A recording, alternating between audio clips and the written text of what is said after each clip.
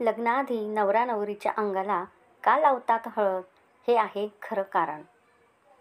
हळदी समारंभ पार पडल्याशिवाय बहुतांश भारतीय लग्न पूर्ण होत नाहीत.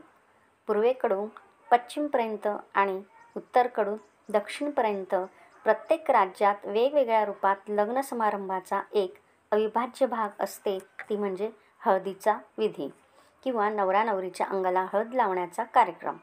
पण याला इतके अनन्यसाधारण महत्त्व असण्याचे नेमके काय कारण आहे ते आपण बघूया. लग्नसराईतील महत्त्वाच्या समारंभापैकी एक समारंभ म्हणजे हळदी समारंभ असतो.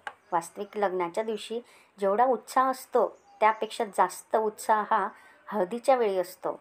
आगरी समाजात तर लग्नापेक्षा हळद मोठ्या धूमधडाक्यात साजरी केली जाते. हिंदू संस्कृतीमध्येही हळदीच्या समारंभाला खूप मोठे महत्त्व सांगितले आहे. पण तुमच्या मनात कधी हा प्रश्न आला आहे का की लग्नाच्या आधी नवरा नवरीला अशी हळद का लावण्यात येते? तर यामागे नेमकं काय कारण आहे? हळद ही त्वचेसाठी गुणकारी आहे म्हणून संपूर्ण अंगावर हळद लावण्यात येते का, असे एक ना अनेक प्रश्न अनेकदा अनेकांच्या मनात आले असतील. आज आपण या व्हिडिओमध्ये बघणार आहोत यामागचे खरे कारण काय आहे, जाणून घेऊया आणि हळदीला लग्नात एवढे महत्त्व का असते हे जाणून घेऊया. हळदीचे उपयोगी गुणधर्म वगळता हळदीची विशेषता कोणती असते असा प्रश्न केला तर त्याचे उत्तर म्हणजे हळदीचा रंग हा पिवळा असतो आणि या रंगाला भारतीय परंपरा आणि संस्कारांमध्ये खूप पवित्र स्थान आहे. पिवळा रंग हा प्रेम, त्याग आणि समृद्धीचे प्रतीक आहे. नव्याने आयुष्य सुरू करायला जाणारे नवरा नवरी